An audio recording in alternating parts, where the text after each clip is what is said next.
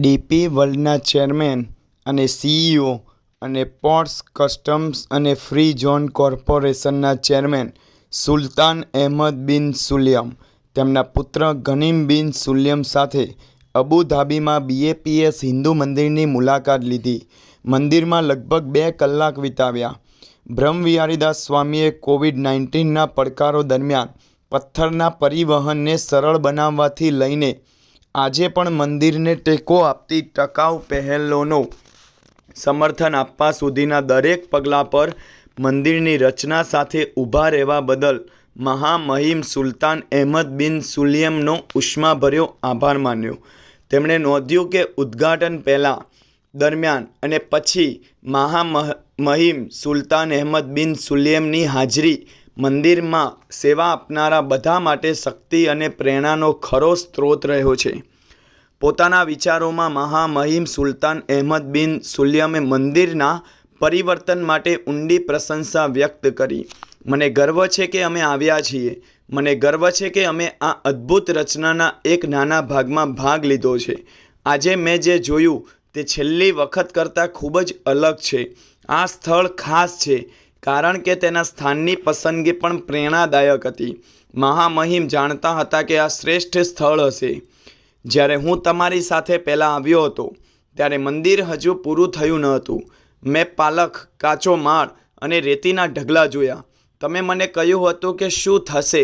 3D પ્રિન્ટિંગની ઉચ્ચતમ technology, immersive સ્ક્રીનો અને જટિલ ડિઝાઇનનો ઉપયોગ કરીને બનેલી દિવાલ.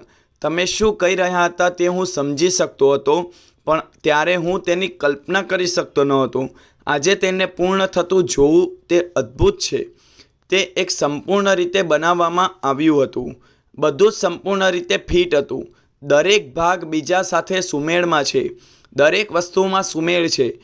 ડિઝાઇન પોતે જ લોકોને પ્રેરણા આપે છે અને તેને સાકાર થતાં જોવાથી ઘણા લોકોના ચહેરા પર સ્મિત આવે છે. મુલાકાતીઓના સ્વાગત બદલ હું તમને અભિવાદન આપું છું. તેમનું સ્વાગત કરવાની રીતથી લઈને બેસવા, ખાવા અને ચાલવા માટેની જગ્યાઓ સુધી યાત્રા પોતે જ સમૃદ્ધ બનાવે છે. લોકો ફક્ત મંદિર જ જોતા નથી, તેઓ સંસ્કૃતિ, શિક્ષણ અને સમજણનો અનુભવ કરે છે. આ સંવાદિતા બનાવે છે અને સંસ્કૃતિઓને જોડે છે. આ કોતરણી અસાધારણ છે.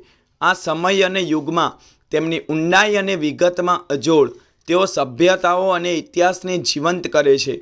રાજા સુલેમાનથી લઈને ભારતીય મહાકાવ્યોથી લઈને લેટિન અમેરિકા અને ચીનની સંસ્કૃતિઓ સુધી તમે કોઈ કોતરણી જુઓ છો અને તરત જ તેની વાર્તા ઓળખી જાઓ છો. તે અદ્ભુત છે. પ્રયાસ અને કલાત્મકતાનું એક એવું સ્તર જે મેં ક્યારેય કલ્પના પણ નહોતું કર્યું કે હું અહીં જોઈશ. હું કહેવા માંગુ છું કે સંવાદિતા શેખ જાયદથી શરૂ થઈ ન હતી. તે તેમના પિતા, દાદા અને તેમના પૂર્વજો દ્વારા વહન કરવામાં આવી હતી. શેખ મોહમ્મદ અને તેમના પિતા પણ આ જ વારસો વહન કરતા હતા. આ જ કારણ છે કે ઘણી જાતિઓના લોકો અહીં આવ્યા, ખાસ કરીને ભારતીયો, જેઓ બહુમતી બન્યા અને ઘર જેવું અનુભવ્યું. આપણા દેશની સૌથી મજબૂત સંપત્તિમાંની એક સહિષ્ણુતા છે. જેમ કે શેખ જાયદે કહ્યું હતું, તમારા પિતા કે દાદા કોણ હતા તે મહત્ત્વનું નથી, તમે શું કરો છો તે મહત્ત્વનું છે. તમારે તમારી પોતાની દંતકથા બનાવવી જોઈએ. આ આપણી સંસ્કૃતિ છે. સંવાદિતા, સમાનતા અને કાયદા સમક્ષ આદર. તે હંમેશા આ રીતે રહ્યું છે અને તે પેઢી દર પેઢી ચાલુ રહેશે. મને તેનું વર્ણન કરવા એક પણ શબ્દ મળતો નથી. હું ફક્ત એટલું જ કહી શકું છું કે આ મંદિર તમને અનંત અનુભૂતિ આપે છે. બધું જ પૂર્ણ છે, બધું જ જોડાય છે અને બધું જ તમને સ્પર્શે છે. જો તમને ઇતિહાસ ગમે છે તો તમને તે અહીં મળશે. જો તમને કલા ગમે છે તો તમને તે અહીં મળશે. જો તમે ભાવના શોધો છો તો તમને તે અહીં અનુભવાશે.